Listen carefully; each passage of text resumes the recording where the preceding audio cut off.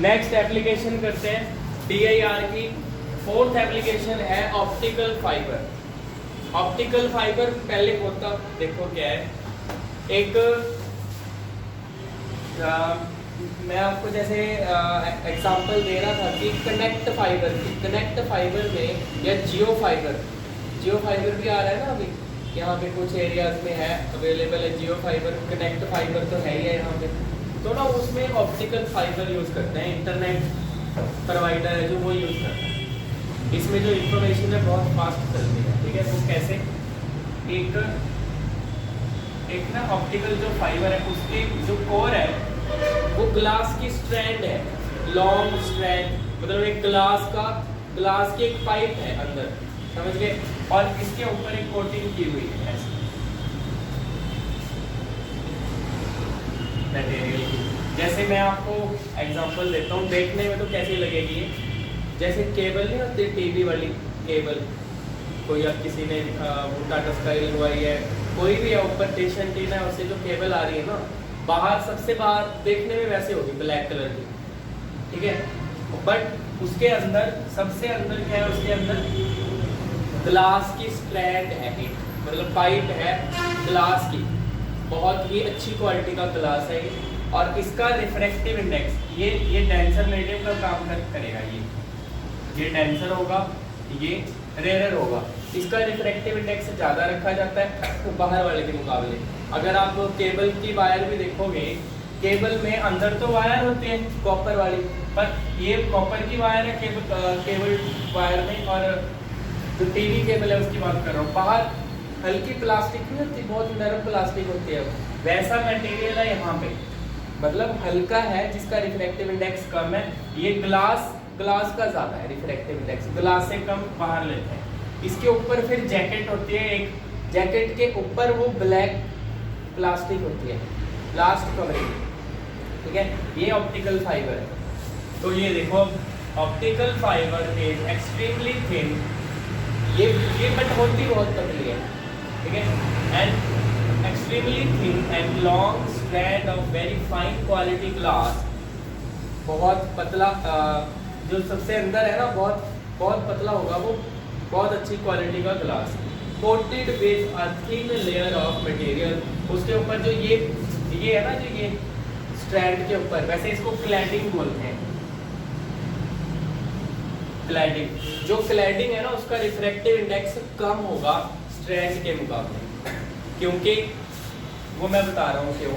DIR जब होती है, DIR की जो कंडीशन है वो क्या है कि वो डेंसर से रेयर मीडियम में जानी चाहिए, डेंसर से रेयर। तो जैसे लाइट, ऐसे जो इन्फॉर्मेशन है ना पहले उसको लाइट के सिग्नल में कन्वर्ट किया जाता है, फिर वो लाइट की फॉर्म में ट्रैवल करती है ऐसे, लाइट को इंसिडेंट ऐसे कराते हैं कि तो यहाँ पे इसकी DIR होगी, क्योंकि ये इस मीडियम में है ना अभी लाइट, तो डेंसर से रेयर जाने लगेगी, तो DIR ऐसे, यहाँ पे DIR, फिर आगे, तो ऐसे ऐसे करके ना लाइट ट्रैवल करती है, देखो इसमें ग्लास में, और लाइट की स्पीड आपको पता है बहुत ज़्यादा होती है, तो इसलिए जो इंटरनेट फाइबर वाला होता है हाई स्पीड चलता है, ठीक है ना, वो इसकी वजह से, ऑप्टिकल फाइबर की वजह से। क्लैडिंग मैंने आपको बता दिया, bundle of optical fibre, bundle of optical fibers is called a light pipe. Bundle of optical fibers is called a light pipe. इसकी ना एप्लीकेशन ऑप्टिकल फाइबर की भी आप खुद पढ़ोगे। एंडोस्कोप पता है क्या होता है? एंडोस्कोप, बायो एंडोस्कोप, हाँ जी। जो ऑप्टिकल फाइबर है काफ़ी ज़्यादा इसके यूजेस हैं। एक आपने वो देखा होगा, एक ऐसे पॉट सा बना होता है, ठीक है, एक पॉट होता है, इसके अंदर ना लाइट ऑन होती है, और ये काफ़ी ज़्यादा ऐसे फाइबर होते हैं, काफ़ी ज़्यादा फाइबर होता है इसमें, ये लाइट ऑन होती है। एक्चुअली लाइट एक ही होती है, नीचे बल्ब एक है, पर सब में लाइट जाती है इनमें, ये ऑप्टिकल फाइबर होती है। बहुत ही पतली, तो जैसे उसके अंदर बहुत छोटी बनाई जाती है ऑप्टिकल फाइबर। लाइट जब ट्रेवल करेगी TIR होगी तो इसमें रोशनी नजर आती है। अगर आप एक कार्ड भी लोगे कोई प्रॉब्लम नहीं है, क्योंकि लाइट नीचे की एक ही बल्ब होता है, तो मतलब इसको डेकोरेशन पर्पस के लिए भी यूज़ करते हैं। एंडोस्कोपी में क्या होता है, देखो बिना ऑपरेशन किए, ठीक है ना, मतलब वो पाइप डालते हैं, मुँह से ही पाइप डाल के ना पार्ट चेक कर लेते हैं बॉडी के। फोटो आती है एंडोस्कोपी में, वो जो फोटो आती है ना वो इसी की वजह से आती है। वो ऑप्टिकल फाइबर की पाइप होती है, उसके अंदर लाइट जाती है, इसके अंदर से लाइट जाएगी तो बॉडी पार्ट से रिफ्लेक्ट होकर बैक आएगी तो उसकी इमेज बनती है। तो एंडोस्कोपी में भी इसका यूज है। ये सिर्फ रीड करने का है आपका। सो ये टॉपिक है स्फेरिकल रिफ्रैक्टिंग सरफेसेस। ऐसा मीडियम है जो रिफ्रैक्शन कर रहा है बट स्फेयर का पार्ट है, ठीक है जी, जिसकी शेप कनकेव है। रेयर मीडियम या डेंसर मीडियम, यहाँ पे रिफ्रैक्शन होगी, जिस साइड से रिफ्रैक्शन होगी अगर वो कनकेव शेप का है तो कनकेव रिफ्रैक्टिंग सरफेस। जिस साइड से रिफ्रैक्शन होगी अगर वो ये रेयर मीडियम ये डेंसर, रेयर की तरफ से अगर ये कन्वेक्स टाइप का है देखने में तो ये, क्योंकि ये मैंने कन्वेक्स करके इसलिए बोला है क्योंकि आपने इससे पहले किया है मिरर। मिरर में ये कौन सा मिरर, कन्वेक्स, ये वाली शेप है देखो, तो इसका नाम है कन्वेक्स। और ये कनकेव, तो देखो ये वाली शेप इसमें है, तो ये कनकेव है इस तरफ से, ये कन्वेक्स है, convex refracting surface, concave refracting surface. समझ गए आप। इसके बाद नेक्स्ट करते हैं कुछ टर्म्स जो यूज होंगी स्फेरिकल रिफ्रैक्टिंग सरफेसेस में। फर्स्ट है पोल। देखो मान लो ये हमारे पास है कन्वेक्स स्फेरिकल सरफेस, जो इसका मिड पॉइंट है ना सरफेस का वो है pole, mid point of the spherical refracting surface, ठीक है जी, ये पोल है, T से डिनोट कर दिया।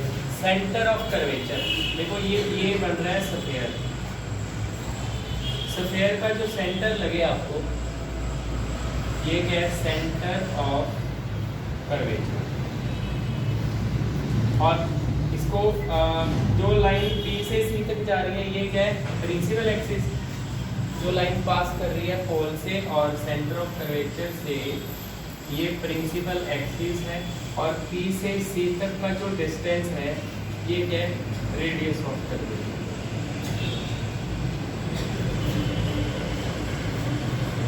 हाँ जी, क्लियर हुआ, radius of curvature, principal axis, सारा आपको बता दिया। बस एक ही चीज़ रह गई, अपर्चर। अपर्चर देखो क्या होता है, मान लो ये है हमारे पास, तो अगर रिफ्रैक्शन सिर्फ यहाँ से यहाँ तक ही हो रही है तो जो ये इफेक्टिव डायमीटर है ना यहाँ से यहाँ तक, इसको बोलते हैं अपर्चर, ठीक है जी। तो ये सारी टर्म्स आपको बता दी। नेक्स्ट टॉपिक करते हैं refraction at convex spherical surface when object lies in rarer medium and image form is real. Image अंदर बन रही है बट रियल इमेज। सो हमने कंसीडर किया एक कन्वेक्स स्फेरिकल सरफेस जिसका रिफ्रैक्टिव इंडेक्स है n2, और ये एक ऐसे मीडियम में रखा है जिसका रिफ्रैक्टिव इंडेक्स है n1। रेयर मीडियम में बाहर रेयर है और ये अंदर डेंसर, ये रेयर है। बाहर हवा भी हो सकती है, हवा में भी हम इसको रख सकते हैं मीडियम को, ठीक है। ओ क्या है हमारे पास, ऑब्जेक्ट प्रिंसिपल एक्सिस पे, और जो इंसिडेंट रे एंगल बनाए प्रिंसिपल एक्सिस के साथ वो अल्फा, जो रिफ्रैक्टेड रे एंगल बनाए प्रिंसिपल एक्सिस के साथ वो बीटा, और जो नॉर्मल प्रिंसिपल एक्सिस के साथ एंगल बनाए, नॉर्मल आपको पता है सेंटर से जो भी रे पास कर गई पॉइंट ऑफ इंसिडेंस तक वो नॉर्मल है, तो वो जो नॉर्मल एंगल बना रहा है वो गामा। या फिर आप दूसरे सिंपल वर्ड्स में बोलो, ऑब्जेक्ट के साथ जो एंगल बने अल्फा, इमेज के साथ बीटा, सी के साथ गामा। 6 के 6 केस हैं इसके, सब में ऐसे ही अल्फा बीटा गामा। अब देखो आप ये इंसिडेंट रे ने ये सी से जो लाइन हमने ये जो ली है वो क्या है, नॉर्मल। नॉर्मल के साथ इंसिडेंट रे कौन सा एंगल बनाएंगे, angle I, angle of incidence. ऐसे ये नॉर्मल के साथ ये जो ये एंगल बनाया वो क्या होगा, एंगल आर। नॉर्मल के साथ ही रिफ्रैक्टेड रे में जो एंगल बना है ऐसे, ये रिफ्रैक्टेड रे वो एंगल ऑफ रिफ्रैक्शन। सो इसके बाद देखो आप, हमने ए एन एक परपेंडिकुलर लिया प्रिंसिपल एक्सिस के ऊपर। ये परपेंडिकुलर हम लेते हैं मैथमेटिक्स इजी करने के लिए। सबसे पहले देखो आप, ये लिखा है ना रिफ्रैक्शन एट कन्वेक्स स्फेरिकल। आप क्या स्टडी कर रहे हो, रिफ्रैक्शन। कभी भी अगर आ जाए कि स्टडी रिफ्रैक्शन, रिफ्रैक्शन में आप स्नेल्स लॉ अप्लाई करते हो। स्नेल्स लॉ क्या होता है, sine I by sine are is equal to n2 by n1 आएगा इसमें, क्योंकि आप 1 से 2 में जा रहे हो तो ऊपर आएगा n2 बाय n1। ठीक है, स्नेल्स लॉ लगाना है तो हमें i चाहिए मेनली, साइन i और साइन r चाहिए। तो हमें i निकालना है सबसे पहले। तो देखो ये ट्राइंगल में AOC, एक ट्राइंगल AOC, जो एंगल I है वो देखो एक्सटीरियर एंगल है ना इसका, एक्सटर्नल एंगल है इस ट्राइंगल का, दो अपोजिट इंटीरियर एंगल के सम के बराबर होता है। तो angle I alpha plus gamma के इक्वल होगा। और इस ट्राइंगल में देखो R हमें चाहिए, R भी तो चाहिए ना, I तो लिख दिया मैंने। R किस ट्राइंगल में आ रहा है, इस ट्राइंगल में आ रहा है ACI में, इसमें R आ रहा है ना देखो। तो इन ट्राइंगल ACI जो गामा है वो किसके इक्वल है, R प्लस बीटा। ये गामा एक्सटर्नल है, दो अपोजिट इंटरनल के बराबर R प्लस बीटा। तो इससे एंगल R कितना आ गया, गामा ऐसे ही बीटा इस तरफ आएगा तो माइनस। तो ये equation number 1। Equation number 2, angle I भी निकल गया, एंगल R भी निकल गया। हाँ जी बच्चों, इसके बाद देखो एक ना अजम्पशन है, जब हम ये टॉपिक्स जब हम करेंगे स्फेरिकल रिफ्रैक्टिंग सरफेसेस के, अजम्पशन ये है देखो, एक तो ऑब्जेक्ट, पॉइंट ऑब्जेक्ट लिया, जैसे आप मिरर में ऐसे नहीं करते थे, ऑब्जेक्ट ऐसे ले लेते थे बड़ा ऑब्जेक्ट, इसमें ऑब्जेक्ट हमेशा पॉइंट ऑब्जेक्ट लिया, छोटा ऑब्जेक्ट है। और जो एंगल अल्फा बीटा गामा बनते हैं वो बहुत ही स्मॉल बनेंगे। ये अजम्पशन है कि बहुत छोटे एंगल बन रहे हैं, ठीक है। तो आप याद रखना कि अगर एंगल छोटे हैं, if alpha beta and gamma are small, तो अल्फा को अप्रोक्सीमेट tan अल्फा लिख सकते हो, बीटा को अप्रोक्सीमेट tan बीटा और गामा को अप्रोक्सीमेट tan गामा। आप tan भी लगा सकते हो, साथ में साइन भी लगा सकते हो। हम tan इसलिए यूज करेंगे वो इजी हो जाएगा हमारे लिए, ठीक है। सिर्फ मैथमेटिक्स इजी करने के लिए हम tan यूज करते हैं। हाँ जी, क्लियर है। ये अजम्पशन है कि अल्फा बीटा गामा स्मॉल है, तो इजीली हम ऐसे लिख सकते हैं। तो देयरफॉर जो इक्वेशन 1 है और 2 है वो क्या बनेगी, angle I is equal to alpha, alpha को लिख दिया tan अल्फा, गामा को लिख दिया tan गामा, ठीक है जी। Equation number 3। और R में R is equal to tan gamma minus tan beta, equation number 4। Equation 3 भी आ गई और 4 भी आ गई। क्लियर है यहाँ तक? हाँ जी बोलो। इसके बाद, हाँ जी, इसके बाद देखो सबसे पहले इस ट्राइंगल में ANO में, इन ट्राइंगल ANO आप खुद बताओ tan अल्फा कितना आएगा, perpendicular AN by base NO होता है ना, परपेंडिकुलर बाय बेस। तो इस ट्राइंगल में ANO tan alpha is perpendicular by base, और अब चाहिए हमें tan बीटा। बीटा कहाँ पे बन रहा है, ANI ट्राइंगल में। इन ट्राइंगल ANI जो tan बीटा है वो कितना आएगा, tan beta perpendicular AN by base MI, perpendicular by base MI, ठीक है जी। और लास्ट रह गया गामा। गामा कहाँ पे बन रहा है, C के साथ। तो इन ट्राइंगल ANC, ए वाले ट्राइंगल में ANC में tan gamma perpendicular AN by base NC, so tan gamma is equal to AN by NC। देखो अल्फा बीटा गामा निकल गए। इक्वेशन 3 और 4 में पुट कर दो आप। Therefore, equation 3 and 4 becomes, तो एंगल I हमारे पास ये कितना आ गया, I tan alpha plus gamma, tan gamma, तो AN by NO plus gamma A N by N C tan. Angle R हमारे पास कितना आ गया ये R tan gamma A N by N C minus beta A N by N. ठीक है जी। अब जो कॉमन आ रहा है वो ले लें, जैसे ए एन अंदर बच गया N O plus N C, ये आई इक्वेशन नंबर 5 और एन आर में भी ए एन कॉमन, ये बच गया 1 by N C by 1 by equation number 5 and 6। यहाँ तक नोट कर लो, पहले बताओ क्लियर है यहाँ तक जो भी किया नोट करो। सो लास्ट टाइम हमने यहाँ तक लिख लिया था इक्वेशन नंबर 5 इक्वेशन नंबर 6। ठीक है जी। सो एन ओ की वैल्यू आप बताओगे क्या आएगी। एन ओ सबसे पहले तो देखो आप ये since N lies close to P, जो एन है वो पी के बिल्कुल पास है। ये हमेशा ऐसे होता है, पी के बहुत क्लोज है एन, तो जो एन ओ है हम उसको पी ओ लिख सकते हैं। एन सी को अप्रोक्सीमेटली पी सी, पी से स्टार्ट कर सकते हैं और एन आई को डी आई, तो किया जा सकता है ऐसे।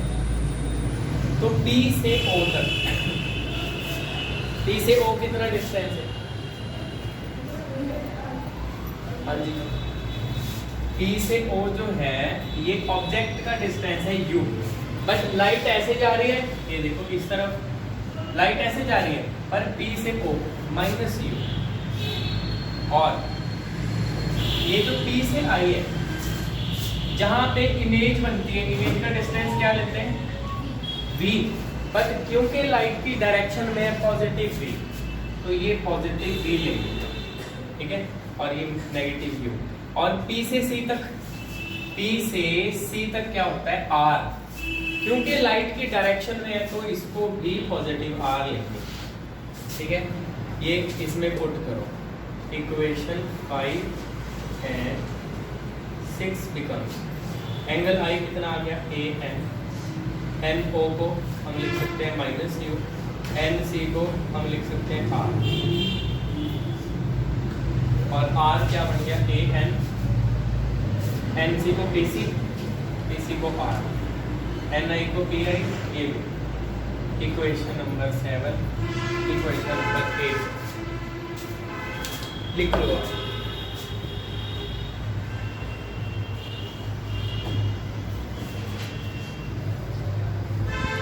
करें आगे, इसके बाद लगेगा स्नेल्स लॉ। स्नेल्स लॉ क्या कहता है स्नेल्स लॉ?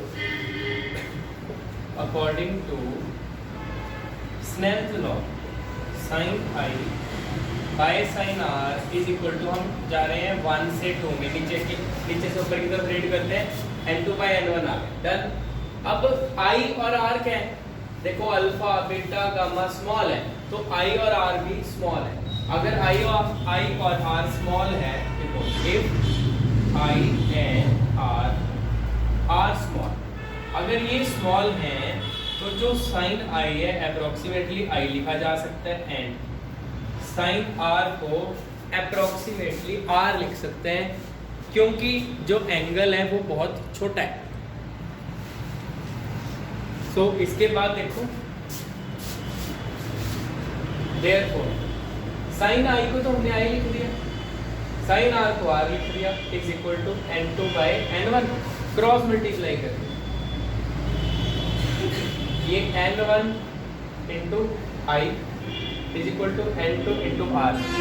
आई की और आर की वैल्यू ये रही, देखो आई और आर, लास्ट में पुट कर दो आप, ये n1 आई की वैल्यू कितनी है a n minus 1 by u 1 by is equal to n2, r की value a n into 1 by r minus 1 by a n से a n कैंसिल, अंदर ले गए, minus n1 by u n1 by r is equal to n2 by r minus n2 by v minus n1 by u। ये इस तरफ आके plus plus N two by V is equal to N two minus N one, ये are दूसरी तरफ जाएगा तो ऐसे आ जाएगा। सो ये इक्वेशन आ गई 9। सो ये रिफ्रैक्शन स्टडी हो गई, बस इतना ही। नेक्स्ट टॉपिक करते हैं, refraction at convex spherical surface when object lies in rarer medium and image form is virtual. देखो अगर हम ऑब्जेक्ट को ये प्रिंसिपल एक्सिस पोल के पास रखें, पहले तो आपने ऑब्जेक्ट दूर रखा था तो इमेज अंदर बन रही थी रियल इमेज, ठीक है, और अभी ऑब्जेक्ट हमने रख दिया पोल के पास, तो रे जब ऐसे जाएगी, ये नॉर्मल है सी से, देखो यहाँ पे रे पॉइंट ए पे इंसिडेंट कर रही है, ठीक है, रे ऐसे जानी चाहिए, ये नॉर्मल। अब ये नॉर्मल की तरफ थोड़ी बैंड हो गई, ठीक है, तो ऐसे मुड़ जाएगी, क्योंकि ज्यादा बैंड तो हो ही नहीं सकती इतनी ज्यादा कि प्रिंसिपल एक्सिस पे इमेज बन जाए, समझ गए, थोड़ी बैंड हो गई नॉर्मल की तरफ, तो ऐसे मुड़ गई, पर रे ऊपर जाके तो इमेज बना नहीं सकती। इमेज और ऑब्जेक्ट हम प्रिंसिपल एक्सिस पे ही लेते हैं, ठीक है। सो ये इमेज जो रे ऊपर गई है, हम हमें ऐसे अपीयर होगा कि इस पॉइंट से गई है, तो ये क्या है, इमेज। सो ऑब्जेक्ट के साथ अल्फा, इमेज के साथ बीटा, सी के साथ गामा, या फिर आप ऐसे कह लो इंसिडेंट रे प्रिंसिपल एक्सिस के साथ अल्फा बना रही है, और ये रिफ्रैक्टेड रे बीटा, और ये नॉर्मल गामा। ए से परपेंडिकुलर लिया एन, डन। और ये देखो रे जो इंसिडेंट कर रही है नॉर्मल के साथ, ये नॉर्मल है, इसके साथ एंगल आई, और ये रिफ्रैक्टेड रे नॉर्मल के साथ एंगल आर। अब हमें, जैसे मैंने आपको लास्ट में भी बताया था, refraction at spherical surfaces, refraction में हमें स्नेल्स लॉ स्टडी करना है, sine I by sine R, उसका रिजल्ट यू वी में और आर में रिलेशन पता करना है। वैसे मैं आपको बता दूं, जब ऑब्जेक्ट रेयर मीडियम में होता है तो आंसर आता है minus N one by U plus N two by V is equal to N two minus N one by R. Result आपको याद रखना है, ये वैल्यू रहेगी। सो रेयर का रिफ्रैक्टिव इंडेक्स मान लिया n1, डेंसर का मान लिया n2। जो रिजल्ट अभी बताया वही हमने निकालना है स्नेल्स लॉ से। सो आई और आर सबसे पहले चाहिए। देखो इस ट्राइंगल में, इन ट्राइंगल AOC में आप खुद बताओ, ये देखो एंगल आई एक तो इस लाइन के साथ है, दूसरा इस लाइन के साथ, तो AOC ये एक्सटर्नल है, दो अपोजिट इंटीरियर के सम के बराबर है। So angle I is equal to alpha plus gamma. और इस ट्राइंगल में देखो आर चाहिए ना हमें, ये एक तो इस लाइन के साथ बन रहा है, दूसरा इस लाइन के साथ, तो AIC में, इन ट्राइंगल AIC जो आर है वो एक्सटर्नल है, दो अपोजिट इंटरनल के सम के बराबर होगा। ये इक्वेशन नंबर 1। इक्वेशन नंबर 2, अब मैंने लास्ट टाइम भी आपको बताया था ये कि अल्फा बीटा एंड गामा जो है वो स्मॉल है। अगर ये स्मॉल है तो अल्फा को आप क्या लिख सकते हो, tan अल्फा, आप बीटा को अप्रोक्सीमेट tan बीटा, और गामा को अप्रोक्सीमेट tan गामा लिखा जा सकता है। तो यहाँ पे आई कैसे लिख दिया फिर,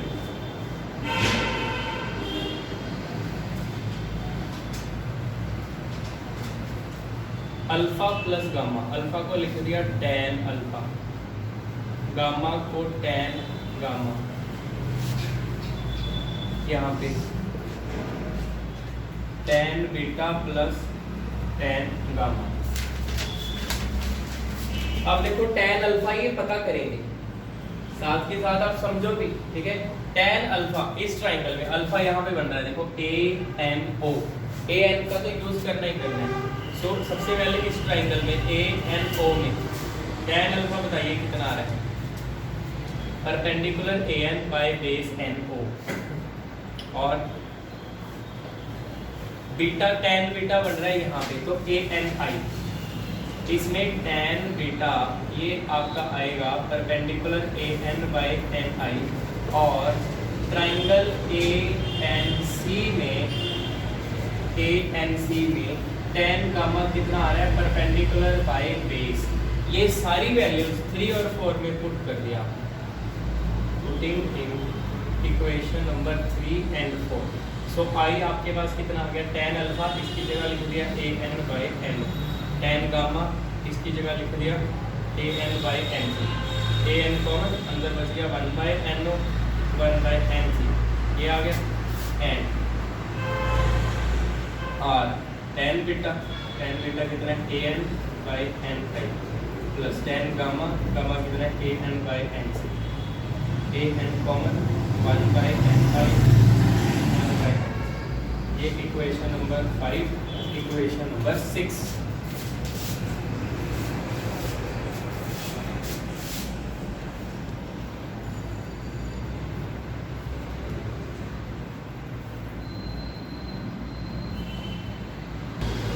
हाँ जी, इसके बाद करते हैं, देखो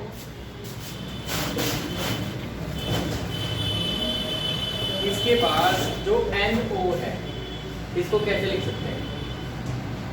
N lies close to P, therefore NO को आप लिख सकते हो P को, और P से O तक ये क्या होता है? U, ऑब्जेक्ट डिस्टेंस, और लाइट ऐसे जा रही है, आप P से O तक उल्टा जा रहे हो, माइनस U, और N से C तक PC लिखा जा सकता है। P से C कितना है? R, लाइट की डायरेक्शन में पॉजिटिव R, और N से I को लिखा जा सकता है PI, P से I। देखो यहाँ इमेज बन रही है, जो इमेज का डिस्टेंस है वो क्या होता है? V, बट पॉजिटिव लेंगे नेगेटिव लेंगे? नेगेटिव। लाइट ऐसे और P से I तक नेगेटिव V। तो ये इक्वेशन 5 एंड 6 क्या बनेगी? Angle I is equal to A N NO को क्या लिख सकते हैं? Minus V। NC R is equal to R NI को लिखा जाएगा माइनस V प्लस NC को लिखा जाएगा R। ठीक है जी, ये आ गया। अब ये इक्वेशन नंबर 7, इक्वेशन नंबर 8। इसके बाद लगेगा स्नेल लॉ, लगाओ।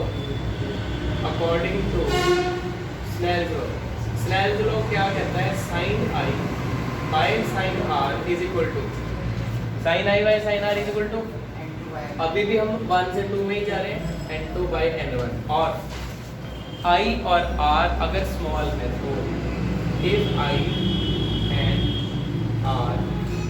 R small, then पहले भी हमने यूज किया साइन I को आप क्या लिख सकते हो? I, साइन R को अप्रोक्सीमेट क्या लिखोगे? R।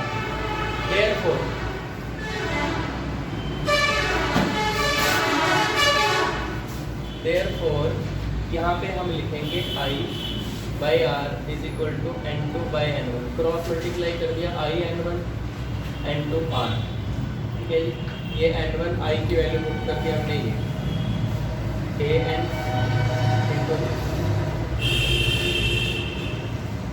Is equal to N2 R की वैल्यू ये है।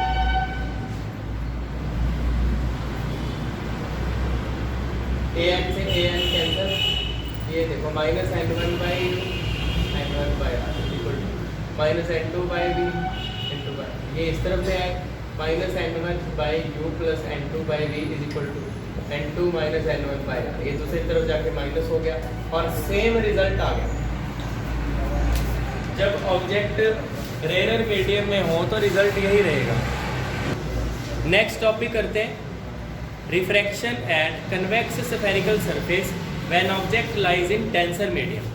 ऑब्जेक्ट इसमें डेंसर मीडियम में, और जो इमेज है वो बनेगी रियल।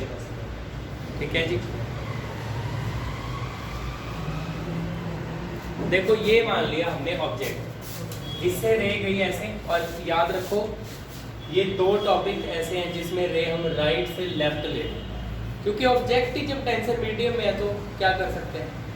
तो रे ऐसे ऑब्जेक्ट से, अब रे जो है यहाँ पे इंसिडेंट कर रही है पॉइंट ए पे, और सी से ए तक ये नॉर्मल, और नॉर्मल के साथ एंगल आई बनाया। ठीक है, और ऐसे जानी चाहिए क्योंकि डेंसर से, ये डेंसर है, रिफ्रैक्टिव इंडेक्स N2, ये रेयर है, रिफ्रैक्टिव इंडेक्स N1। तो ये डेंसर से क्योंकि रेयर जा रही है तो नॉर्मल से, ये नॉर्मल ऐसे अवे ऐसे बैंड हो गई, डन।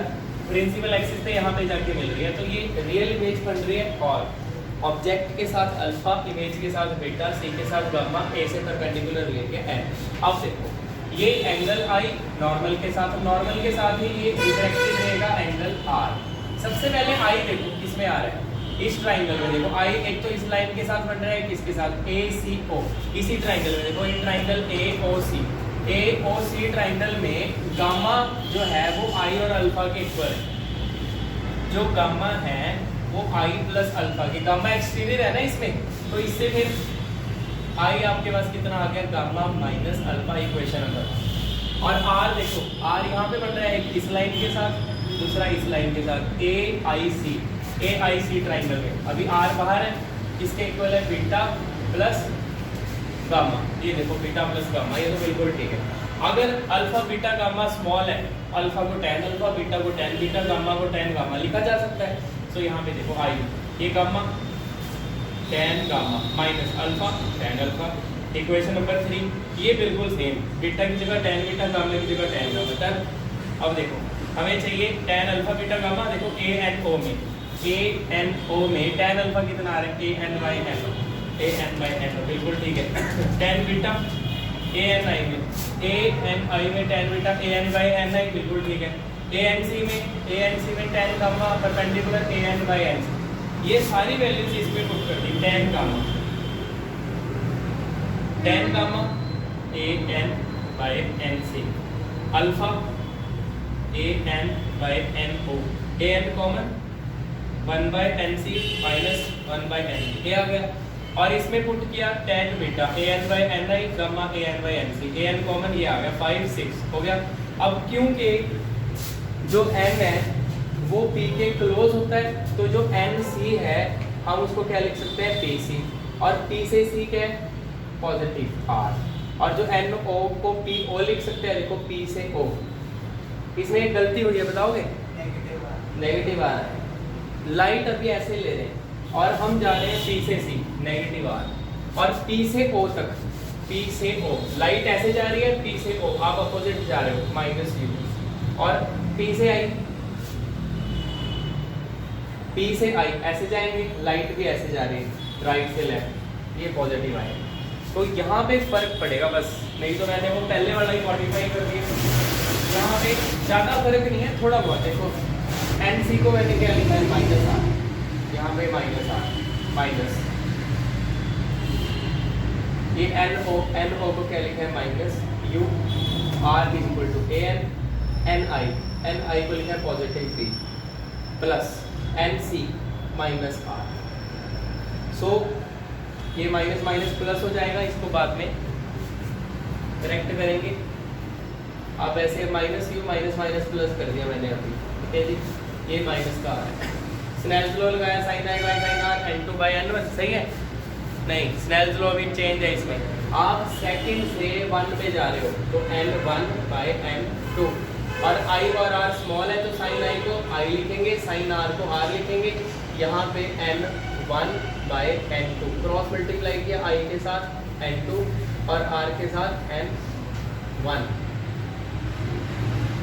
अब I की वैल्यू पुट कर दी हमने, ये तो n2 ऐसे ही, I की वैल्यू पुट की, ये minus 1 by R plus 1 by U, ठीक है जी।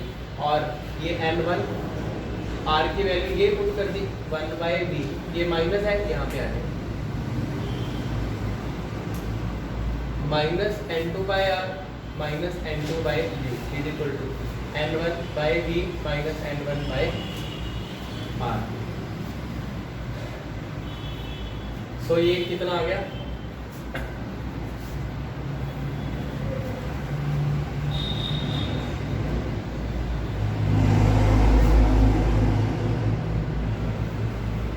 हाँ जी, इसको कैसे लिखें,